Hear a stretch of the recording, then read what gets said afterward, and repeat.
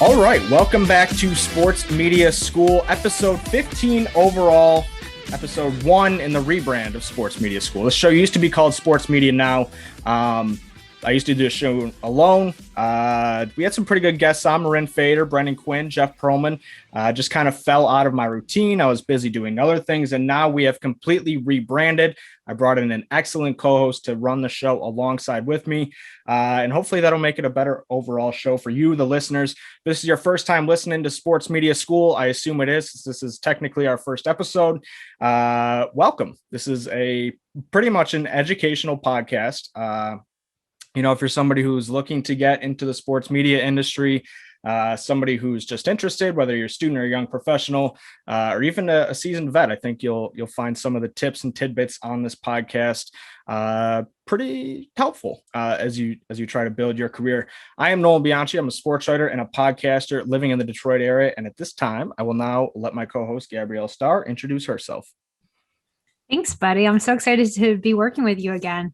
I'm Gabrielle Starr, host of this podcast now and host of Locked On Red Sox and host of the Girl at the Game podcast, founder of Girl at the Game. I grew up right down the street from Fenway Park. I've lived all over the country. I've lived out of the country. I got into sports as a writer and then transitioned into podcasting in addition to the writing. And I also now run social media for Locked On's MLB shows, all 33 of them.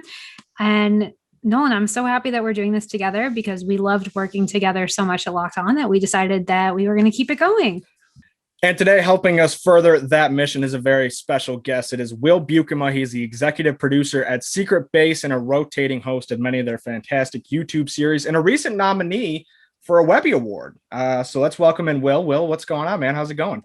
Hey, thanks for having me. I don't think I've as impressive of a list as Gabrielle, but I'll take nobody what I can does. get. Yeah, right. Thanks so much. I'm so excited to chat with y'all. So the brand Secret Base, it's relatively new, but if you've a little bit like this show, a recent rebrand, it's the SB Nation channel.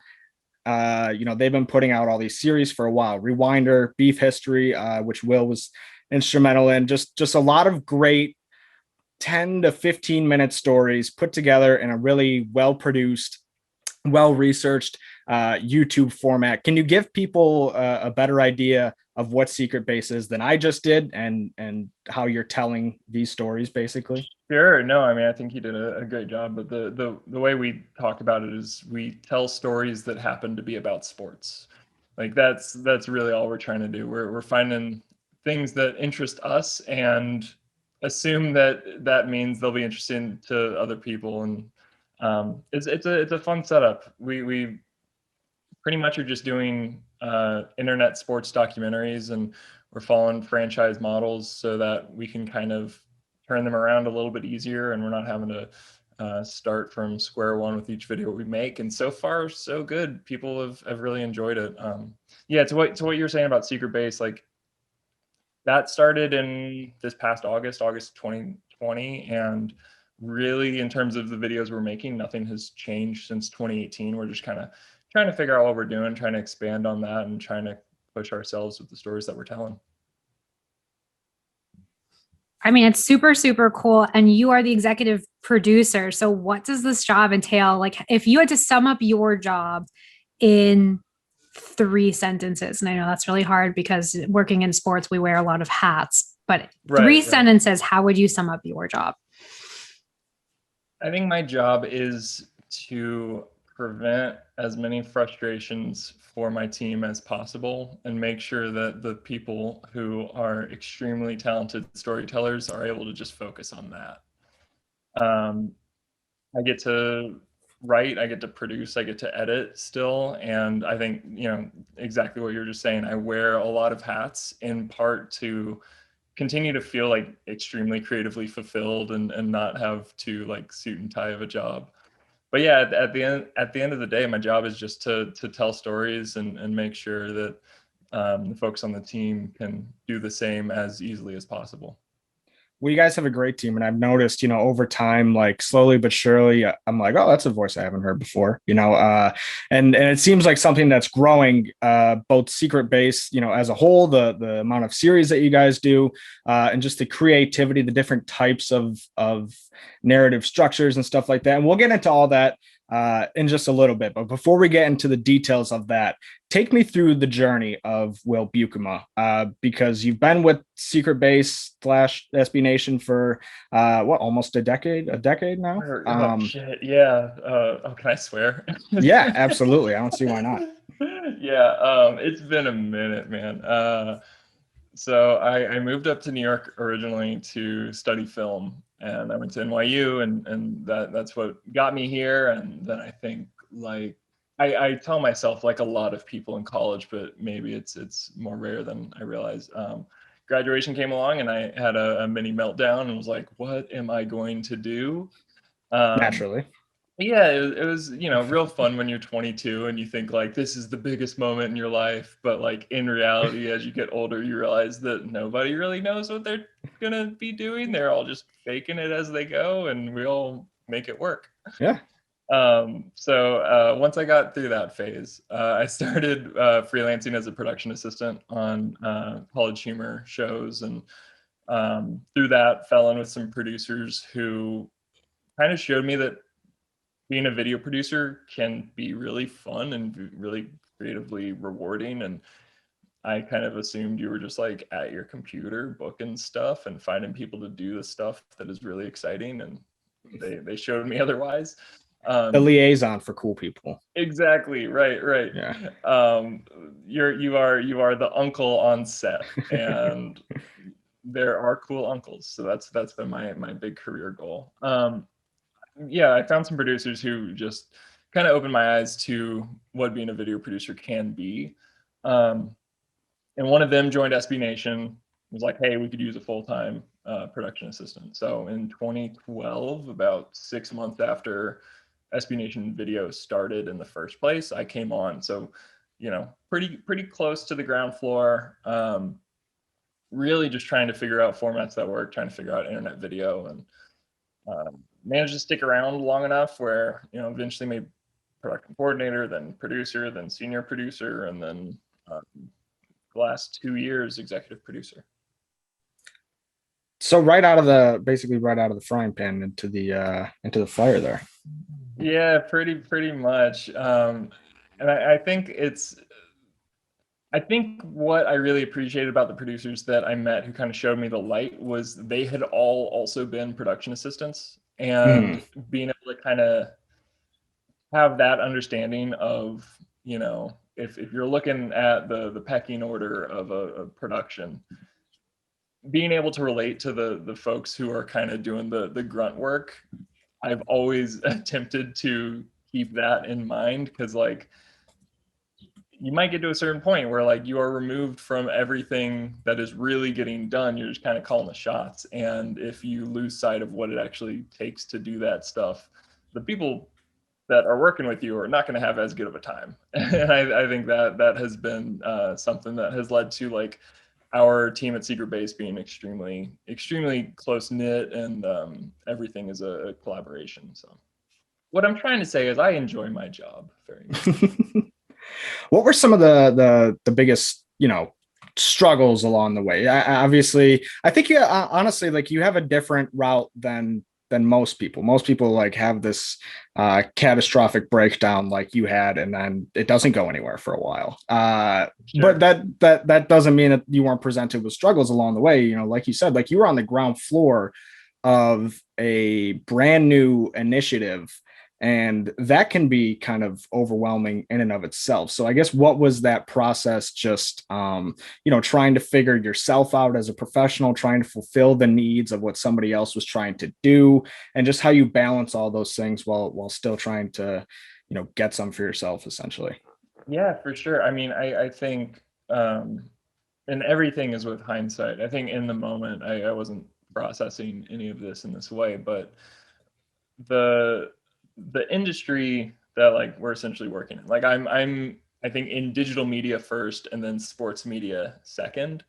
And within digital media, everything is kind of constantly shifting, and you have people trying to catch up to whatever is trending, or what platform is new, and what are younger audiences going after, because that's who they really want to target, and that audience can grow with them. And I think that has been where the struggles have really come from, because you can find something that's totally you can find something that's unique, you can find content that you're really offering something that nobody else out there is, and something can change that's completely out of your hands, that then kind of forces you to scramble and forces you to reinvent the wheel. And it feels like that has happened a good number of times over the last like 6 years specifically. Yeah. I mean, the fact that you've been there for like a decade, that's just, right. That's insane to me. Will has never felt as old as he does right now. Oh no! Sorry. I talked to a freshman at South Carolina last week who asked me how old I was, and the look on his face made me feel extremely old. So like, this is great in comparison. This is really good. I mean, I would think that you were like, I'm 27. I would think that you're like my age. So I'm 32. I think okay. I have to remind myself of that though.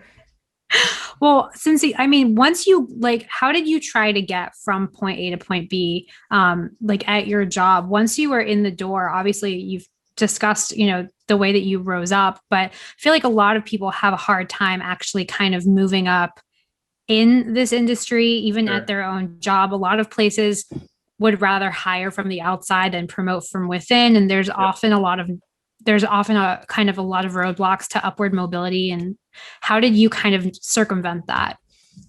I think I don't want to say I got lucky, but I think timing can always be a factor in this. And one of the things I always tried to do was early on wear as many hats as I could. And part of that, I think in real time, was me figuring out what are the things that I enjoy doing, what do I want to do more of, what are the specific parts of sports media / video production that I want to, from a career standpoint, dive into a bit further.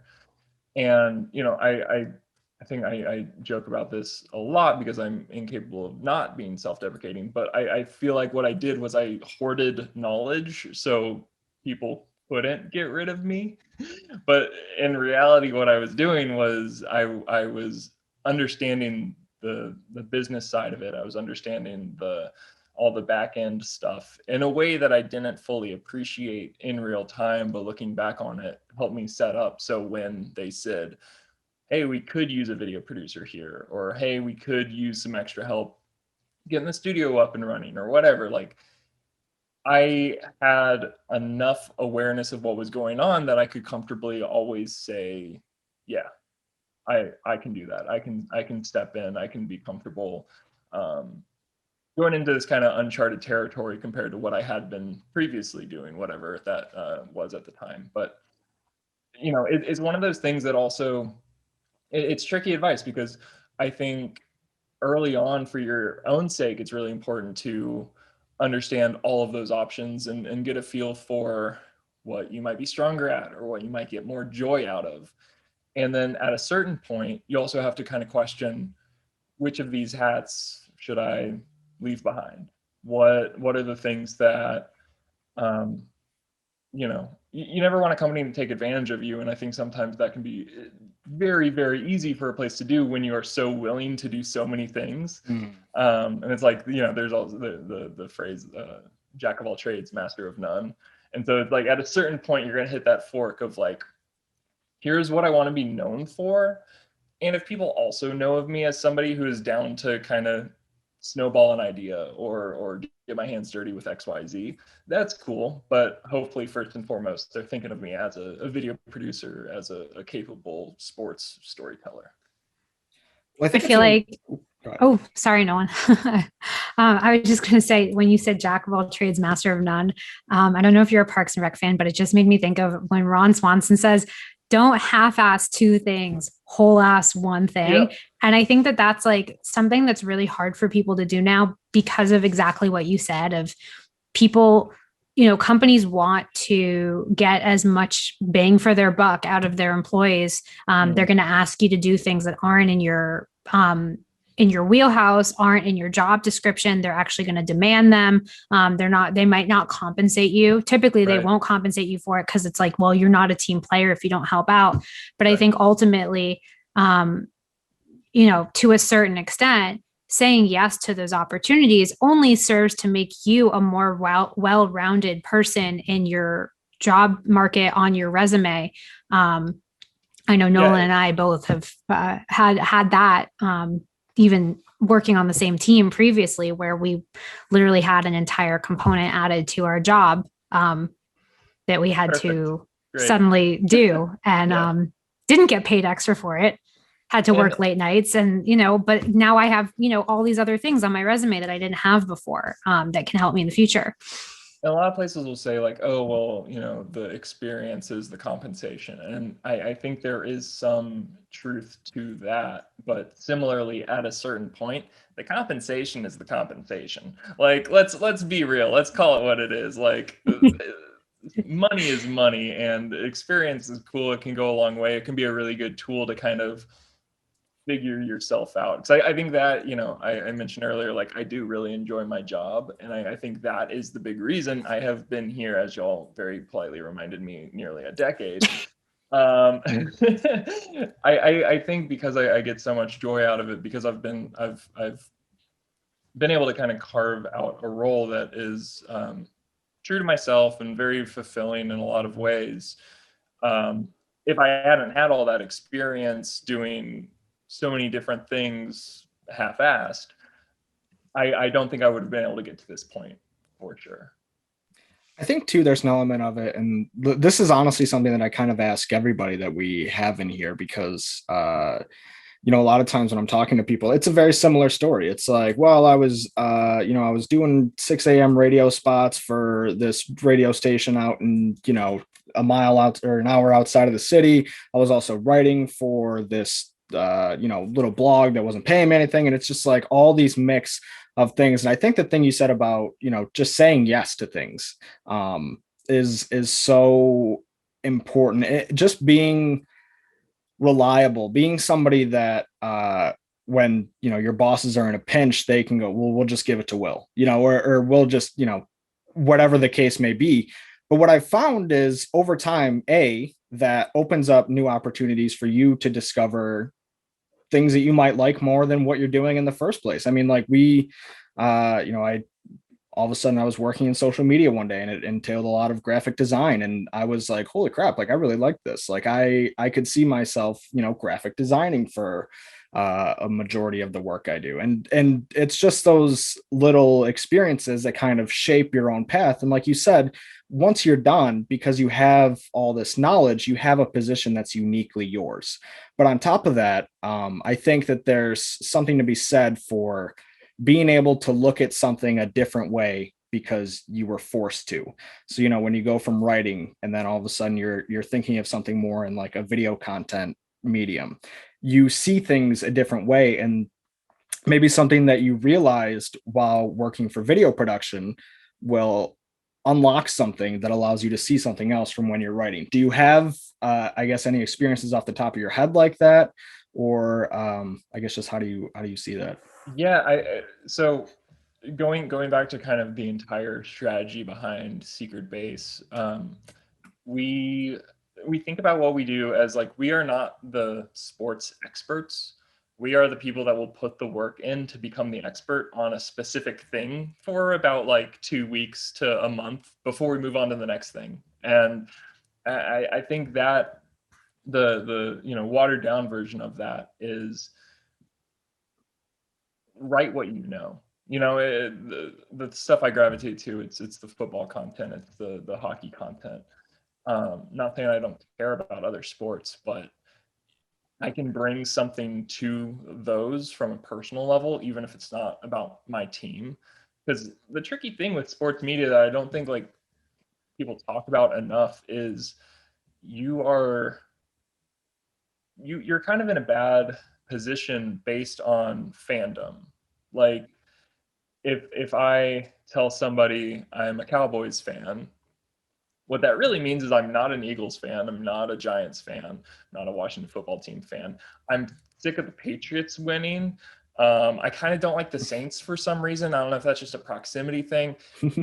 But so then it's like, how does somebody make content that is not about the Cowboys but is still interesting to me? How do you give universal appeal to whatever you're making? And part of that ties into just like knowing your audience and maybe something doesn't need universal appeal. But to go back to your question, I think the way that we've been able to do that is by finding those personal aspects of why do I care about this? Why does it matter on the greater scale? Trying to get that across.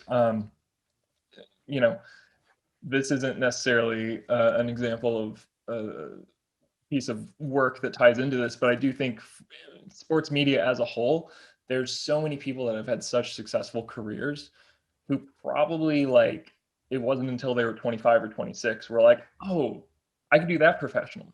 Mm-hmm. Like I think the best boss I ever had, the executive producer before me, he was a lawyer until late 20s, until he was 30, something like that. And then he had been kind of writing college football blogs on the side.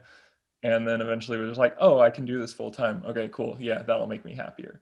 And I think as an industry, there's plenty of people that you can go to college for it and you can break in and you can like make a living and have a ton of success. And also there are so many people that don't do that and have kind of their life before sports media. And then they're able to bring all of that into it. Me specifically, so it's like I've been with this with Vox Media / SB Nation since 2012, but that hasn't just been with SB Nation. So like for a while I was within our studios team that helps all of the different video teams across our entire company, which I think then helped me understand, like from an outsider looking in at SB Nation's content, like what's actually working, what are they doing well, what should they be doing more of, and similarly do it to other brands within Vox Media, learn from them, and be able to kind of bundle it all up into what we eventually started doing. Not everything has worked for sure, but I think that's all been part of the process as well. Yeah, I mean, I think one of the biggest things that a lot of places don't recognize or don't consider is asking somebody on the outside for their input. Plenty of places don't even ask the people on the inside for the input. I mean, we're seeing that literally with like the Raiders and that tweet yesterday, which was just so appalling. I mean, I've never had my entire timeline on Twitter either subtweeting or directly tweeting about the exact same thing, like literally like 2,000 people. But I think something that a lot of people forget is to like ask, kind of do their like market research. A lot of places just don't ask people on the outside for their opinion anymore. And it makes it hard to be successful because if the only people are the people on the inside who are actually creating it, and not everybody is the best at critiquing themselves, you might be missing out on some really good opportunities. The same way people used to go and product test cereals for focus groups, like, with Major League Baseball, I never understand why they don't ask like actual fans what they want. Fans on Twitter are basically telling MLB what they want every single day. And MLB's like, no, we're going to continue to black you out from all your games. And we're going to make the ticket prices unaffordable. And beers are $15 and the parking's $80 and a jersey's $200. Oh, why don't you want to be a baseball fan anymore? I think a lot of places, it's about making sure that you listen to the people on your internal teams, but also kind of trying to find out from your consumers, how you can be better and give them more of what they want so that you become the only thing or one of the only things that they want to consume. It's really good when you can trust yourself enough to be the expert in what you're doing. But if you're unable to listen to the people that you're actually making something for, and then adapt and evolve to give them something that they're saying, yes, that is it, please, more of that. You're kind of doing your job wrong. Yeah, and it's like, no, you want this, and they're like, no, I don't. Goodbye, and that's Right, it. You know, right. and it's like, why don't you just, if you can, I mean, sometimes it's impossible, but like if you can give them more of what they're saying that they want, you know, instead of trying to hammer something into their heads that they, you know, even if it's something as like as simple as, you know, you looking at what performs the best on Secret Base, and then saying, okay, so let's pivot to doing more of this content, you know, Right. as opposed to, well, nobody read this, nobody watched this, nobody liked this. So it's because like, the algorithm didn't promote it correctly, right, or because right. the viewers are wrong. No, you're absolutely right. Like, we shifted strategies in 2017 because for a long time we had been essentially trying to be like ESPN Junior. You know, like we saw like, oh, that's how you do, that's sports video. That's okay, cool. We can do like an internet version of that. And it took us a long time to really recognize, like, we weren't building an audience. We weren't building a community around our work. And that's something that can be hard to recognize in real time. So I'll cut our past selves some slack, but it's a hard thing to kind of confront yourself with. And we had to just sit down and change it all up. And I think a big part of that focus was like, we weren't adding anything new to the conversation. We were doing something that was forcing, you know, if somebody watched our stuff, they probably could have chosen the same topic out of 20 other channels on YouTube that had put out the same sort of video on that same day. And you're competing with kind of infinite competition. And I think there's something that's really great about that. I think the ease of being able to make content is an extremely cool thing. But if you hit a point and you're just like, we want to build an audience and we're not, and you're not putting anything new out there, that was exactly where we got to kind of totally change up our strategy. I feel like a lot of people, it's, you know, there's this whole kind of, not roadblock, but like everyone feels so ashamed to be wrong nowadays, you know, and so people are scared to pivot and adapt because they feel embarrassed that they don't want to be seen as failures, or that, you know, that they don't want to be seen as struggling. And it's easier to kind of just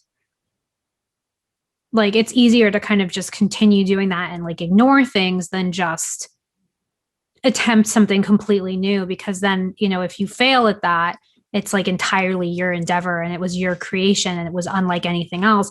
But, you know, we have so many like highlight accounts on social media now. There are so many of the same, so many, you know, social managers will tell their employees like, well, make it go viral. And it's like, yeah. You're like, the number of times Nolan and I were told like, make this go viral. And it's like, first of all, you can't like, you know, that stupid meme, like one does not simply make something go viral. Right. But also like there's, I forgot to click the viral button. Crap. Right. Yeah. Sorry. Right. Like I clicked I only want 3 retweets, not 4,000 retweets button, yep. You know, my bad. Sorry. But like, you know, this idea of, I don't even know how to put it, but like you said, with community, cultivating a community versus just like always trying to go viral, always trying to get people to like consume what you're feeding them, as opposed to like showing them why they can.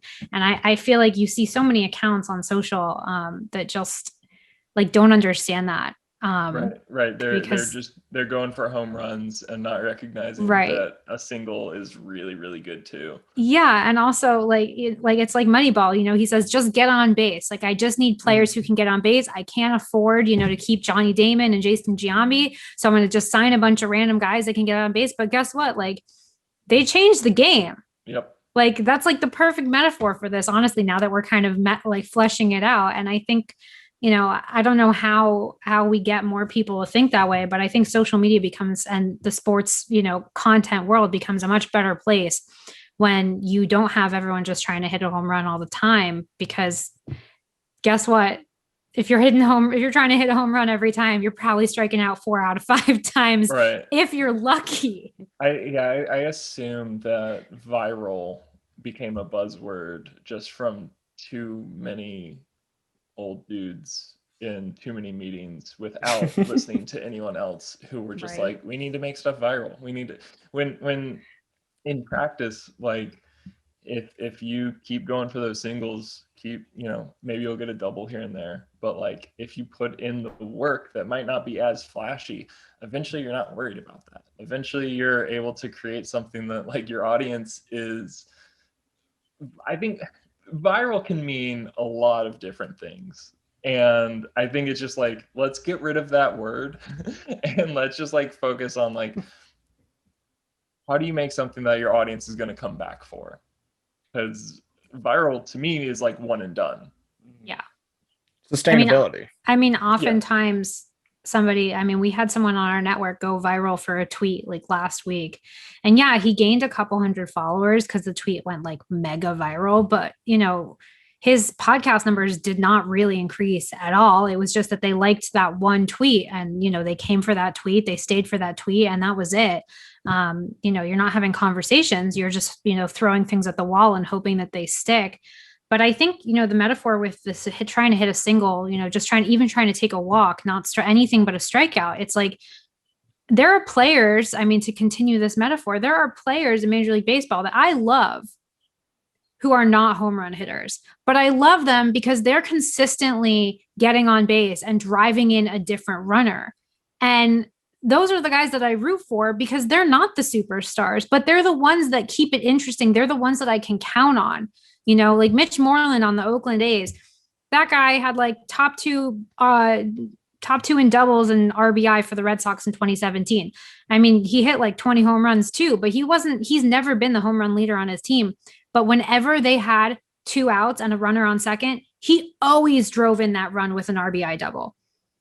So like I literally, I have his jersey. I root for him. Like I'm still rooting for him. He's not even on my team anymore. And like that kind of metaphor, I just love that for, sports, content creation and everything. And on the flip side, it's okay to strike out and that too. You kind of go back and look at what happened. Readjust your swing the next at bat, right? Right. You reach the danger zone when it's like, oh, that should have been a home run. So I'll just keep doing it, and eventually it'll become. Right. Nolan, you said it perfect. Like sustainability, like that is what we're talking about. Yeah, absolutely. And I think a big part of that success for you guys in Secret Base is not only is the content reliably good, but it's like, again, when you tune into a baseball game, there's going to be 9 innings, that there's going to be 2 starting pitchers. And I think that's a little bit about, like what I think makes your guys' videos so inviting. When I tune into a beef history, I know exactly how it's going to be structured. When I turn into a collapse episode, I know we're going to start to see the guys get put up and then slowly over time, they're going to start fading out. And, the rewinders, and it's going to start at the big moment, then go back. I think structure is something that's very underrated in terms of sustainability. And I also made the foolish decision to major in screenwriting in college. So I'm a little bit of a nerd about these types of things. But can you talk to me about your ethos regarding structure, how it's crafted for a particular series, and then, just why it's so important in general? Sure. I think you hit it on the head in terms of you know what you're getting into, and I think that's something we try to do a ton of. We want our audience to know we're gonna not waste their time. I think we want them to be familiar with the topic or the format, and that's something that you can do to build trust and fully recognize not every video is going to be for everyone. But we have so many people that reach out and they're just like, I don't care about hockey, but I watch your hockey videos. I don't care about the UFC, but I will watch this. And that's how you've made it, dude. That's how really, know. It's really cool because I think one of my coworkers, John Boys, he pointed this out a while ago, and it kind of blew my mind, but it changed how I think about it. Whenever anyone suggests for us to do a video, what they are essentially saying is like, I know how this story ends and I want you to tell it. And that's become like a really special mindset for us, because not to say it lets us like get comfy or start cruising or anything, but I think it is proof that people trust us on a level we weren't really expecting even 2 years ago or whatever. But when it comes to format, when it comes to narrative themes, I think it kind of ties into when we changed strategies and we really looked at what we were doing and started focusing more on storytelling instead of just talking sports. And I still love things that are just talking sports. I don't want to put anyone down. Games on. Right. Things like that. But you know the line. Right. But I think we took a step back and we looked at what are the things that interest us and therefore hopefully interest a number of people as well. And one of the things that we love is like 30 for 30 and any proper documentary. And we wanted kind of more of that. And from a YouTube standpoint, like, we are very ingrained in just like thinking about YouTube, for better or worse. But from a YouTube standpoint, like, you can get tons of that sort of content. You can get tons of deep dives and breakdowns. And in 2018, it felt like there was less of that. It felt like there was less kind of big picture universal storytelling. And so we just wanted to do that. We wanted to like make the content that we would have watched. And so finding those themes within a sports story, going back to like our kind of mantra of we tell stories that happen to be about sports. Like the fact that it still feels like there aren't a lot of people that have caught up to us just from that kind of specific sense, it feels weird, because all we are doing is telling stories in the way that so many people do outside of sports, but bringing it into a realm that I think maybe just there's a lot of larger scale content creators that expect viewers to just want to kind of be like washed over in it or something. Like that's always kind of been my viewpoint of like, people are down to take the time, watch a 15-minute thing about something they didn't know that they cared about. And maybe they don't care about it at the end, but they'll take the time to kind of form that opinion. And so our stories are helping them come to a conclusion. And regardless of what series is, I think the question we're trying to answer is, why does this matter?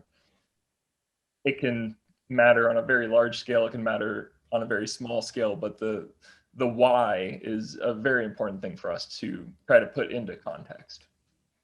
Well, one of the things that you just said about John Boyce, by the way, is the GOAT in terms legend. of content creation. Like there is not a more brilliant mind to me, for my money, in sports media. But what I think the quote you just relayed from him was interesting, is somebody is saying, I know how the story ends and I want you to tell it. I think something that is interesting about my mindset, because I watch Secret Base every single night before I go to bed. It's like my fall asleep show. It's the show I watch for 2 hours before I fall asleep. It's the, okay, one more, and typically speaking, this is just something that I find very interesting about it. Typically speaking, when I'm like watching YouTube videos, like I love to watch cooking videos, and I'm like, it's 11 minutes long. Like the length can be a real detriment to my decision to watch it. But one thing I find with the SB Nation or Secret Base videos is that I'll see a really, really good one, and then I'll go, oh man, it's only 11 minutes. And I think that is like really telling about how I know because I know however you guys tell it, it's going to be very lean. It's not going to have a lot of fat on it. You're going to explain it to me like I'm 5, which is exactly how, like, you can speed up the process, or I guess expedite the process, and for lack of a better term, dumb it down and make it super effectively communicated in a way that like a good hour and a half movie, you're not like checking your phone to see when it's going to be done. Like you're with it and it gets to a good part and you're like, oh, I think it's about to end. I hope there's 3 more minutes. Like that to me is super, super telling about the product that you guys put out. I mean, thank you for saying that first off. And I think the Eli 5 sort of mindset, it goes back into how are you programming for an audience that is hopefully made up of fans of so many different teams and so many different sports. And obviously we want somebody who's a fan of the specific team we might be talking about to get something new out of it, but we also don't want it to be going over people's heads. And so there is a level of like, does each sentence, does each asset, does each piece of information tie back to the original story? And that's something that it's taken us a long time to get comfortable in and recognize for ourselves. I think, for instance, God, what was the most recent? Oh, so I did Bill Belichick, Eric Mangini beef history. My brain is a total blur, but that's the most recent video that I made. And I think every story, like stories and video are both very scalable. And so something we try to do is let's tell this story in the amount of time that it deserves. Not add fluff, but let's also not just blast through it. And I think like that episode could have been 6 minutes, it could have been 20 minutes, and it totally just kind of depends on what you're defining as the important pieces. And so something we try to do, and that story is an example, something we try to do is find like a theme that we can tie back to and continue to kind of know, okay, I wrote this amazing line. That's not true for me, but let's say somebody wrote an amazing line in their script, hypothetically, some very talented individual. Sometimes they just don't. Sometimes it's writing for the sake of writing, and it doesn't actually tie back into the original theme. Yeah. And we have to kill those lines some of the time and rework them to get them to point back to the original theme. And so with Belichick and Mangini, it's all about, there was this friendship there, and there are these two guys who are extremely similar, and then there was some spying, and there was a falling out. And so it's like it's a very simple story, but by being able to kind of water it down, you can start to uncover like what are the pieces of it that really matter? What cannot be lost? I think that the way that we work, I'll write a script, I'll drop it in a room on Slack. The rest of the producers can go through it and give notes and say, this is nothing, or rearrange this, or hey, this looks great. And it's always a very collaborative process. And that's something where we're able to kind of be each other's backstop. Because like I was saying earlier, like none of us, I'm not the Belichick and Mangini expert. Even if I really wanted to be, I don't think I'll ever get to that status. But for about 2 weeks while I was researching and writing this thing, there's a chance I knew more about their relationship than anyone else in the world at that time. Yeah. Which is an absolutely horrible statement to just put out into the universe. But I still need help knowing when a story is a story and when the story is too lean or there's not enough information. And I think we've done a really good job of building a team where we have strengths and passions and interests that are like pretty different. So if my colleague Seth writes a Knicks script, he's a diehard Knicks fan, started our Knicks blog, Posting and Toasting, shout out Posting and Toasting. I can be the person who's like the audience for it, saying I need to know more about this. There's too much of that. I don't see why that's important. And it can really force the person that did the bulk of the work to then kind of even think further about the stuff they've already done and overanalyze it themselves, but in a productive way, to make sure that once somebody has actually seen it outside of the team, they have that same feeling of like, this is a secret-based video. Everything is there. I did not waste my time. Hopefully, fingers crossed. I mean, the secret-based videos are like they're always super well researched and sourced. And I feel like one of the biggest things that sets you guys apart, just because a lot of places they kind of bare bones it and they just try to go based off of, game footage or player footage or something, and they don't have enough. I mean, they don't have enough meat to them. But I know from personal experience, because I'm the kind of person that will kind of fall down a rabbit hole of like, all of a sudden I'm looking at photos of Kareem Abdul-Jabbar in high school and I'm like, well, this has nothing to do with what I needed about his, like, points per game, in 1979. But it was interesting to you, and that's a Right. good way to spend your time. No, it 100% is for me, but like it might not actually be what I need. So I'm curious, like if you could walk us through the research process for these videos, like which mediums do you use? Like how do you kind of compile? Like, do you outline beforehand? How do you get organized? And like your best practices, kind of, if somebody was trying to become better at researching, even me, I mean, always looking for the tips. Yeah, no, I mean, I think a lot of the time it varies, for sure. It varies, but I think a lot of the time, like, you kind of already have hit on how we start. It's usually us falling down a rabbit hole. I think a lot of times we'll be researching some other story, or we'll just be looking into something that was like, I read this one line in a article I was reading, which then made me need to know everything about this, and we'll stumble into something that's perfect. It's really one of the benefits of how we build our shows, of having series, so we can mostly easily recognize, like, this is a beef history, this is a rewinder, or this moment in sports history is not actually a rewinder. It's just a really cool thing that happened, but for storytelling purposes, it might not fit this bucket. So step one is kind of being able to identify what goes where, and what we've done makes that a lot easier. But in terms of finding the individual stories, like, we get a lot of Twitter suggestions, we get a lot of YouTube comments, like those are extremely helpful. But going back to trying to talk about what we know and what we're passionate about, sometimes it just comes from personal experience of, like, I remember this play, I remember this feud or whatever, and however it comes about, we usually have just one starting point that we can then really start to chip away at. I think the resource that we use the most is newspapers.com.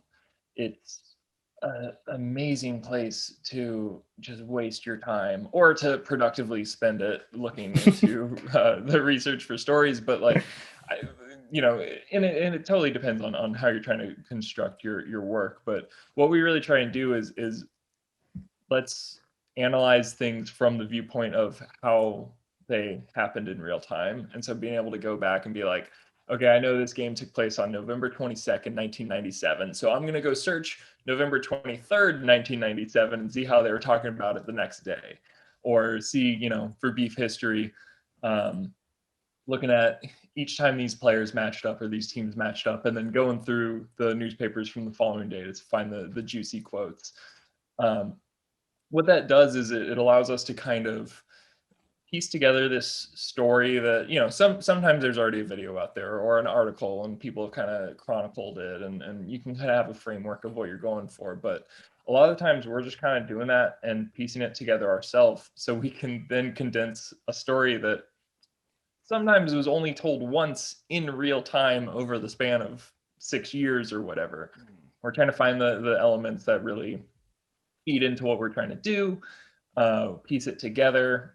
What's nice about that is usually we're also then finding the coverage for the videos themselves. So we're kind of two birds, one stone at that point. But once we're at that point, we will put together an outline. Similarly, we'll share that around, and usually I drop them in with the question of, like, is this something? Because really we're just, it is the chance for people to be like, yeah, this works totally, or you're going to want more of this, or you're going to want to rearrange these things. And once we kind of have talked through it as a team, the producer will run off and really start writing the script from there. And it varies from person to person. Sometimes we have a few producers that, like, their outlines could be scripts, and myself and some other people, I think for the most part, our outlines will be very bare bones, sometimes just beat by beat, like here's the stuff, what's most interesting, or what do you have questions about. Pretty streamlined. But yeah, newspapers.com is huge. Finding articles to back up what we're saying for the visual side of things, because going back to the point of like, we don't see ourselves as experts, nor do we really want people to have to just trust that what we're telling them is accurate. We want to find the supporting source material so people can, like, our voiceover can tell them all the details, but we can also just back it up, and they know we aren't bullshitting them. They can trust us. When you said the newspaper thing, the first thing that came to mind was the time Terry Bradshaw used the alias Tom Brady for his arm surgery. Oh God, I forgot about that. Because I remember like a month ago that was going around again. I feel like every year at the beginning of March now, that old newspaper like screenshot or like image goes around on like everyone's Twitter. And you said newspapers.com. I don't know why that was the first thing that came up, but I just thought, I mean, I think that is a moment in time. That's a good segue into a reminder for everyone that if you work in sports media long enough, your brain is just broken in terms of what you're going to jump to, what anything is going to spark your memory to be like, oh. Or like me typing something into my own advanced search to find like my own tweet and seeing that I've tweeted the same thing like 7 times in like 10 plus years. like in 2013, I was tweeting that I would die for David Ortiz. And last year I also was tweeting that I would die for David Ortiz. I mean, that's just how you know that your brand is strong. Yeah, exactly. There's consistency to it.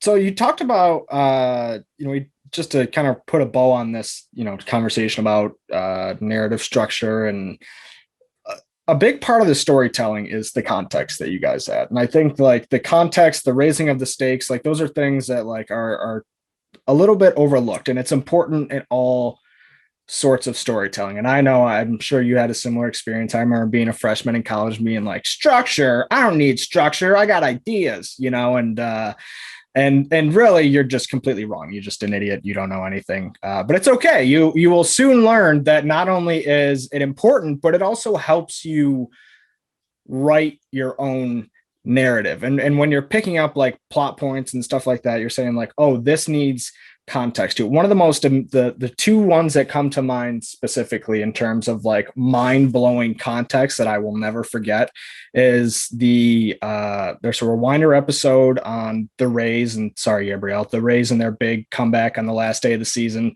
with the Crawford missing the catch, and then the Evan Longoria walk-off going, only clearing the fence because they built that left field. You had to choose for this Carl example. Well, it's insane. It's mind blowing. It's an incredible stat.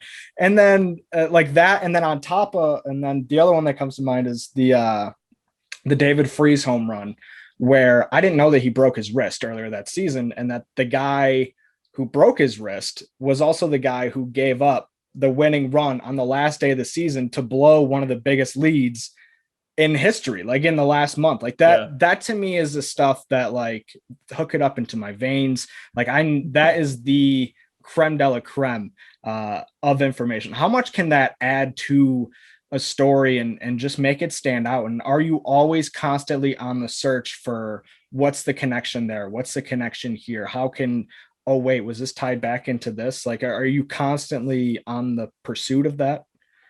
Yeah, I mean, I whether it's a conscious pursuit or it's a happy accident when we fall upon those, I think it's really it's a great thing about sports. Like, sports is just organized chaos that we put rules to a long time ago, and people have been pushing the sport, and it's evolved, and you have these really wild scenarios that just seem to play out every year. But I think the bad thing about sports is it's on a cycle. I mean, the last year we got some curveballs, but it's on this cycle where there's going to be a Super Bowl each year. There's going to be a March Madness tournament.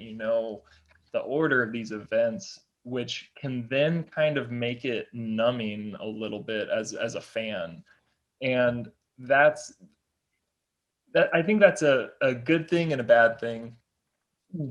it allows everyone to attach their own meaning, and you can play favorites, and no one is ever going to have the same fandom as the next person, which is really it's what makes it special and allows us to like feel things from a silly game. But the being able to find those points of context is really important to us, because everything matters, and it's on a spectrum for sure, but everything at the time that it happened matters to some extent, and finding the moments in sports history that we've kind of lost the context of, and we've forgotten why we cared about it in the first place. Breaking it down like this is where I really feel like, God, how has, like, why isn't everyone just doing this? Why isn't this blueprint is so big? Like, we're just looking at history to tell us what good stories are. And then we're finding the details to retell those stories. And it's nice to have those little connections. It's nice to, how fortunate was it that when Derek Jeter made the play on the cutoff and flipped it, and they were able to tag Jeremy Giambi out. How fortunate is it that Jeremy Giambi was also then the final out of that whole game? And so when we told a rewinder on those, like, you remember the flip, but the flip wouldn't have been anything if they hadn't gotten Jeremy Giambi out in the ninth inning. Yeah. Finding all those things. And like I said, it's on a spectrum for sure. So like, here's a bit of a teaser, depending when this comes out and when we actually finish the video. Like, we're working on a rewinder about Bartolo Colon's home run. Like, beautiful. Oh, I love it. I literally almost wore a shirt. I almost wore a shirt that's like the MLB logo, but instead it's Bartolo Colon with the bat. Oh, man, and I almost wonderful. Put that on. Can I request that you just wear that every episode from now on? Like, I think that should be like your official uniform. I mean, I'm happy to do that, but most of my life is in boxes, so I grabbed the first t-shirt I could find. Fair enough. But yes, that's phenomenal. It's one of those things where it's kind of a goofy thing, and I think if if you told somebody, like, we're gonna make a 12-minute mini doc on the time Bartolo Colon hit a home run, like, you're not gonna really expect to feel much from that, but we're going to put the same amount of thought and care into that as we do something that is more quote unquote serious. I think we need both, especially after the last year. You can't, like, it can't all be like the hard stuff and the sad stuff and like the serious stuff. Like, you gotta have, I feel like that kind of content, especially now, is what people gravitate to more. Right. Because it's kind of like a reprieve, It's a way to appreciate what other people have gone through. It's a way to appreciate other people's fandom, and it's such a unique thing that whenever you have the chance to get a look into how somebody else cares about this thing that you also care about immensely, it's I don't know, there's something so personal to it that it can be really nice. So Bartolo Colon reminder, y'all heard it first. All right. Is that breaking news? Yeah. Breaking news. Lit. What do you got, Gabrielle? I was just thinking, we were talking about documentaries, 30 for 30, and I loved that little Space Jam thing that you wrote back in the fall. Like way back, like what, November? So like 85 months ago in pandemic times. So I have a two-part question for you. First of all, your thoughts on the Space Jam trailer that dropped at some point recently. Man. I don't even remember when it came out. So that's the first part. But then, continuing the Jordan trend, if you guys could make a Last Dance style docuseries or web series. Yeah. And you had all of like the kind of requisite footage, the way that they had of that era of Jordan, for anybody in the history of sports, like, who would you do it for? So, I mean, the important question first, Space Jam 2. Exactly. I was not expecting to feel what I felt watching that trailer, of just getting so excited for it. I am like LeBron James in Trainwreck, LeBron James on SNL, like, dude can act.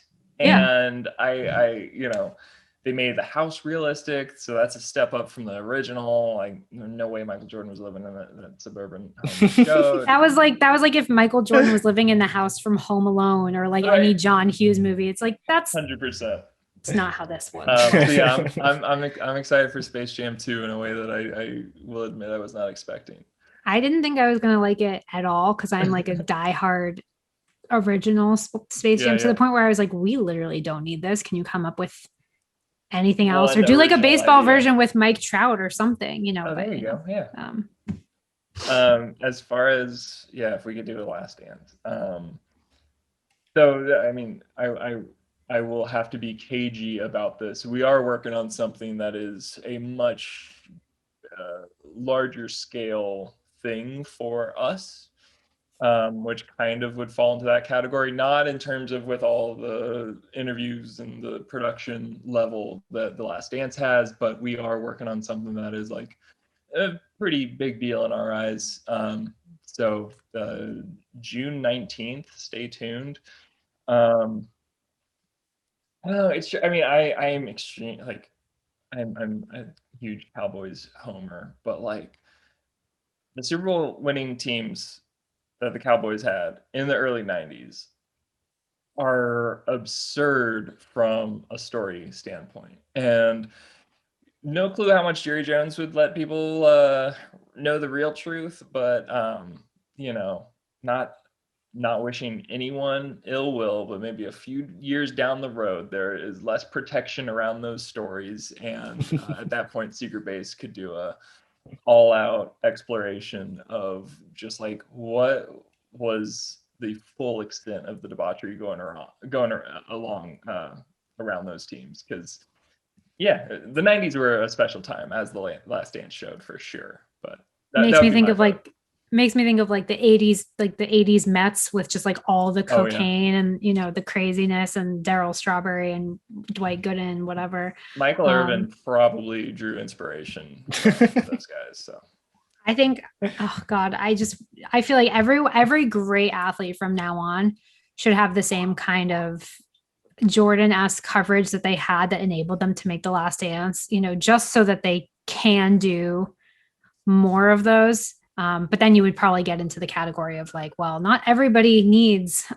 a docuseries. Sure. Like somebody wrote an article, I think it was for Sports Illustrated, maybe it was for ESPN, saying that the next Jordan-esque docuseries should be about the core four for the Yankees. And I was like, honey, you're living under the assumption that literally every other sports fandom doesn't despise the New York Yankees. Like, that's a very small market documentary, in my opinion. Would people hate watch it? I think there's a way you could do it where you're able to make it appealing. Because also part of it is like, if you are telling the true story for anyone, like hopefully you're telling that story in a way that like they don't want to watch it. Like, I think that's I as a non-Yankees fan, I mean, granted, also not a Red Sox fan, so like, take this for. I mean, the rivalry is so tired. That's not really my thing. It's just like, the Yankees are, Michael Jordan was like a universal brand, Sure. Yeah. And the Yankees just aren't. So for me, I don't really see. I'd say like maybe 1 or 2 episodes, but I wouldn't see like a 10-part series about the core four. That would be a little rough. I mean, at least like Tom Brady saw the light and got that camera crew pretty quick to start turning around his own thing. So maybe I think it could become a good gateway for people to get into producing for when their careers are winding down. Yeah, for sure. Well, thanks so much for your time today, man. We got a couple more wrap-up questions, if that's all right with you. Really appreciate you taking the time to join us today. I think the cool thing about what you do is that on a certain level, a lot of people could do it. At home, like it takes a lot of knowledge and a lot of trial and error, but eventually you're essentially doing things that don't require connections in the sports world. They don't require things of that nature. If somebody is determined enough, they can sit down, learn the programs and churn something out that's similar, no matter how long it would take them to get to that stage of their career. So what is, if there's somebody sitting at home right now and they want to like start, but they don't really know where to start, like where would you kind of recommend in terms of like video production? Great question. I mean, I like in terms of training, like YouTube has everything at this point. Like I think we have a pair of senior motion graphics artists who are absurd. I'll never understand how they do the things that they do. And they'll be open about like a decent chunk of their time is spent Googling, YouTubing and Googling how to work around issues that they run into. Like everything is out there if you want to get started. I think there's, I think at this point Final Cut is on the cheap side. So if you want to get into video editing, like it's worth taking that plunge. Adobe Premiere is borderline industry standard at this point, but Adobe's on the pricier side. But even if you're working in iMovie, even like regardless of the software, you just you got to get your feet wet. You got to dive in. You got to be okay with a product that is going to be a work in progress. I think something that it took me a while to get over was like, not everything's going to be perfect. And it's such a huge learning process that I had a good opportunity my junior year of high school to get into digital filmmaking. And because of that, I was able to understand that like, oh, I could enjoy myself with this as a career. This could be okay. But I think if I hadn't had some level of structure to find it in the first place, which I think now is so much easier to do through YouTube, through cheap software, whatever your preference is, whatever is available to you, like just get out there and experiment with it. You can shoot stuff on your phone and edit that up, or you can record VO on your phone and then not even ever need to worry about a camera. Like, we haven't shot much over the last year and we're still making video. So just finding your voice is such a huge part of it. And that just takes experience. One of the things I want to follow up on from a little bit earlier is you talked about like the workshopping process. You'll drop in a script, say, hey, is this good? Is this something? I'm of a believer that, one of the best things that you can do both for yourself and for the people who are going to give you responsibility and trust you and open doors for you is being coachable. And I think that's true at all stages of the game. And so at your point, I guess, do you have any advice for how to be coachable and to how to, keep an open mind and be able to accept criticism? And then at your point of your career where you're the executive producer, you're the one calling the shots and things like that, how do you still make an effort to learn about your craft?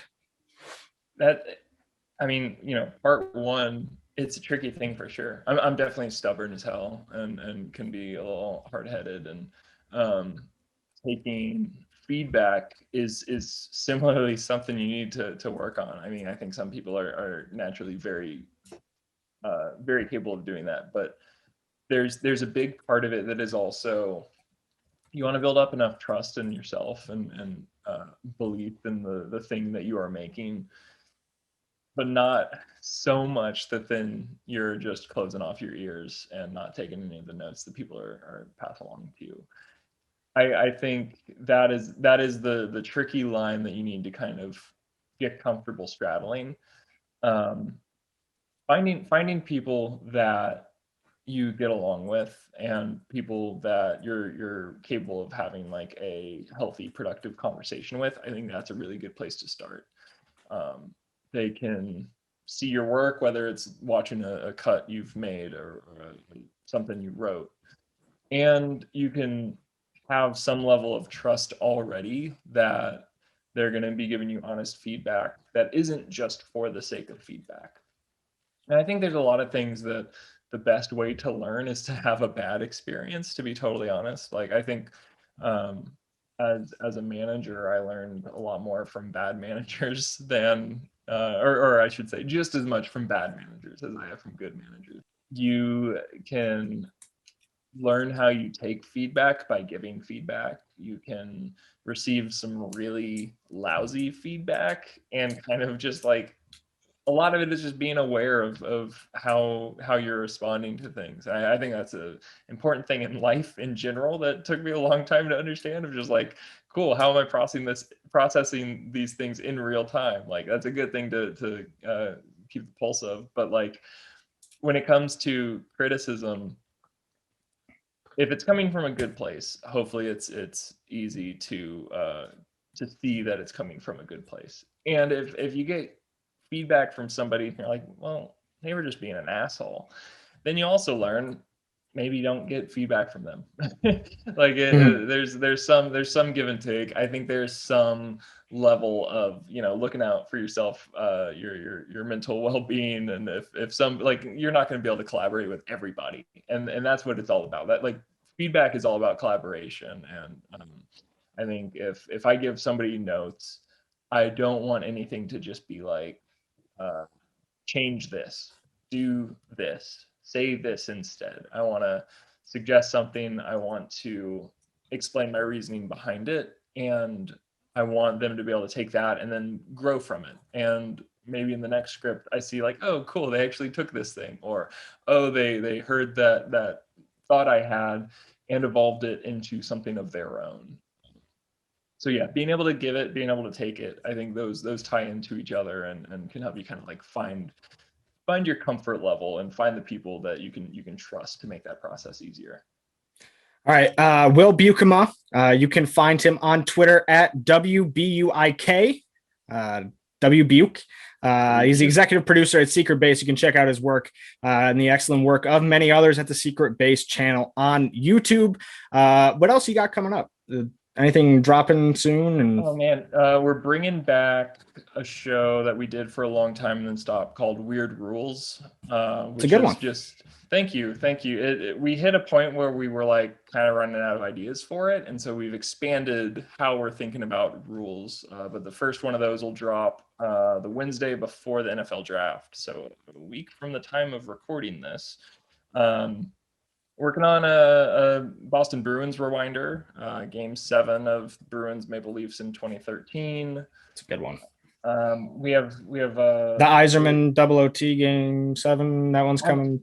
They're kind of keeping my homerism in check. All right. Fair enough. I might have the title, but they still kind of Yeah, I got you. I don't run everything, but yeah, we have a lot of stuff in store.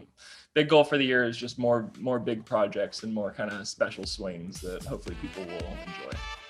All right. Well, thank you so much for joining us today. Cannot be more appreciative of your time. This was a great conversation, and I personally loved every minute of it. So, Will, thank you so much. Go follow him on Twitter. Go follow his work. Go subscribe to Secret Base. Go recommend what stories you want to see, what stories you want to hear told, and start working on some of them yourself. So, Will, thank you again, man, and hopefully we'll talk to you soon. Yeah, thank you all so much. This was a blast. Thanks for joining us.